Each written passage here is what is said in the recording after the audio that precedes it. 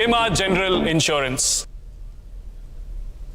Break के बाद एक बार फिर आप सभी का स्वागत है। अगली खबर उस आवाज की है जिसने 50 साल पहले देश की आवाम को स्तब्ध कर दिया था। खबर उस काले साए की है जो देश पर 22 महीने के लिए छाए हुए थे। काले साए जिसने अखबारों के छपने पर रोक लगा दी थी।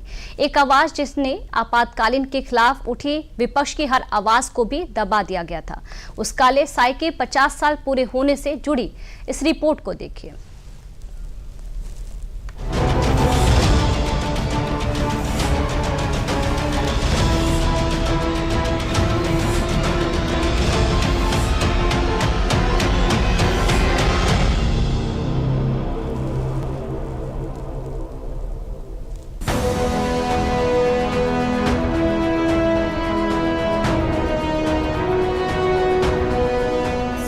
भाइयों और बहनों, राष्ट्रपति जी ने आपातकाल की घोषणा की है। इससे आतंकित होने का कोई कारण नहीं है।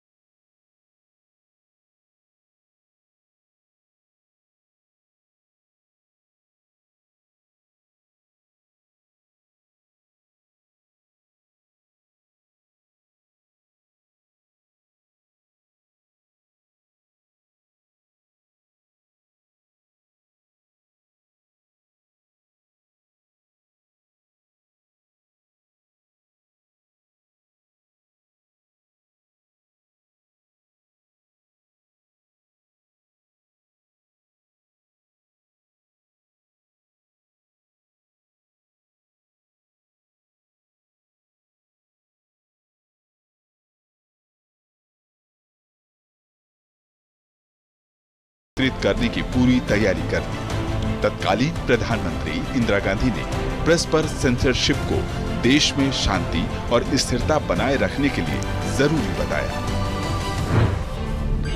गलत खबरें जिससे लोग भड़कें या जिससे गलतफहमी फैले, ऐसी खबरें दे रहे थे। हमारा पूरा मकसद इस समय ये है कि स्थिति शांति और स्थिरता की रहे। सेंसरशिप का मतलब यही है। सरकार ने समाचार पत्रों को फरमान भेजे और सख्त हिदायत दी कि इनका उल्लंघन ना हो पाए।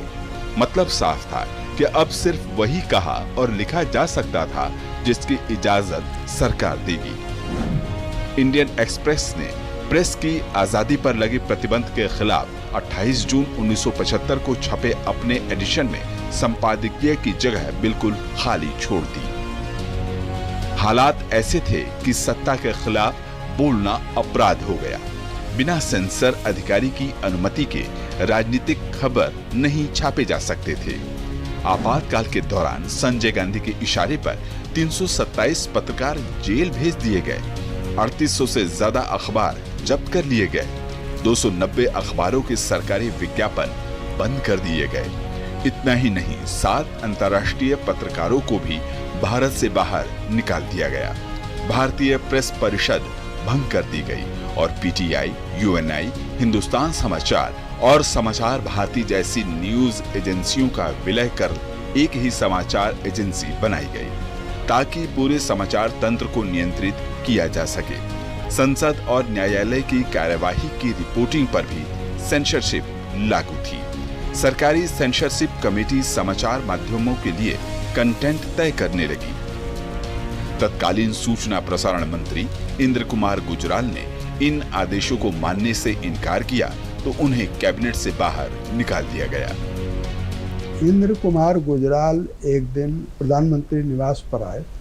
संजय गांधी ने उनको रोका और कहा कि जो बुलेटिन जारी होनी है वो मुझे दिखा करके करिए, और कुछ उदंडता से उन्होंने उनसे बात की। इंद्र कुमार गुजराल ने कहा कि संजय, न तुम कांग्रेस के नेता हो, न सरकार में कोई पद है तुम्हारे पास, तुम मात्र इंदिरा गांधी के बेटे हो, तो तुमको ये अधिकार नहीं है कि इंद्र कुमार गुजराल को आदेश दे। अगले दिन इंद्र कुमार गुजराल से सूचना प्रसारण मंत्रालय छीन लिया गया। सेंसरशिप के कारण जेपी सहित कौन कौन नेता कब गिरफ्तार हुए, उन्हें किन किन जेलों में रखा गया, ये खबरें छापने नहीं दी गई। सरकार पर कटाक्ष करने वाले कार्टून, व्यंग, चुटकुले भी सेंसर की मार से नहीं बच पाए। आयकर, बिजली, नगर पालिका के बकाये की आड़ में अखबारों पर छापे डाले गए। इस सरकारी दबाव के बावजूद कुछ ऐसे भी पत्रकार थे जो सत्ता के आगे नहीं झुके। प्रेस की स्वतंत्रता के लिए संघर्ष करते हुए कुलदीप नैयर, सूर्यदत्त तिवारी और निहाल सिंह मेहता जैसे पत्रकारों ने जेल की यातनाएं झेली। इंडियन एक्सप्रेस, द स्टेट्समैन और मेन स्ट्रीम जैसे कुछ मीडिया संस्थान थे जिन्होंने सरकारी नीतियों का विरोध किया, और यह सब तब तक चलता रहा जब तक कि 23 फरवरी 1977 को चुनाव की घोषणा नहीं हो गई।